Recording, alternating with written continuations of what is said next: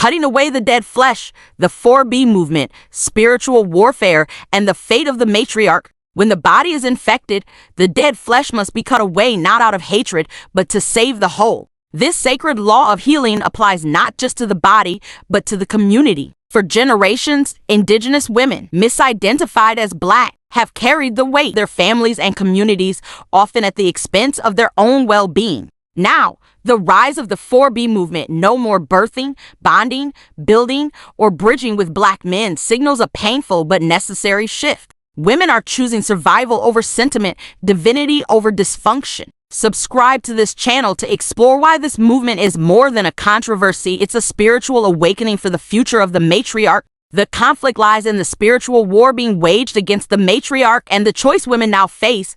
The 4B movement as a symptom, the 4B ideology didn't arise in a vacuum. It's the result of generations of neglect, betrayal, and abuse. Women have been the backbone of their communities, yet their cries for help have been mocked or ignored. Spiritual warfare on the womb.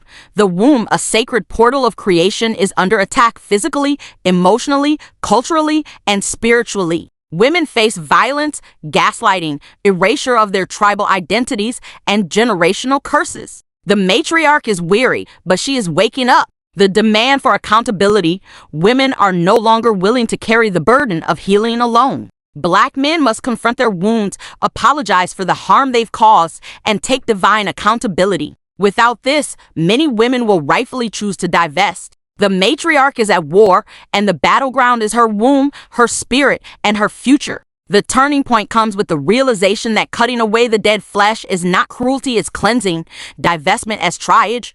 Women are choosing to partner outside the community with men who honor their power, or in some cases, refusing to birth at all. This isn't hatred, it's healing. Ending the cycle of trauma at the womb is an act of breaking generational curses. The choice for men. Black men now face a critical decision: rise into their divinity and rebuild with humility, or fall away and be left behind. Rebuilding requires spiritual initiation, radical humility, and divine accountability. Without these, the matriarch will walk forward without them. This is not about revenge, it's about resurrection. Women are choosing to cleanse their lives and spirits, even if it means letting go of those who refuse to heal. As women reclaim their power, the consequences ripple through communities.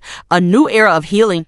Women are no longer afraid to cut away what doesn't serve life, whether relationships, belief systems, or even bloodlines. This cleansing creates space for renewal and a return to divine alignment. The matriarch's rise. The matriarch is reclaiming her body, her mind, and her spirit. She is no longer begging to be seen or heard. She is walking in her power and purpose. Lessons for the future. Those who refuse to rise with her will not be enemies, but lessons. The matriarch's path is forward, with or without them. The spiritual war is not about race loyalty, it's about soul alignment and reclaiming the sacred feminine. This is a new era. The matriarch is no longer afraid to cut away what does not serve life. She is remembering who she is and reclaiming her divinity. Black men, if you wish to walk this path of healing, come as servants to the truth, not rulers by default. Subscribe to this channel and like this post to join the movement for spiritual awakening, matriarchal power, and the reclamation of sacred sovereignty.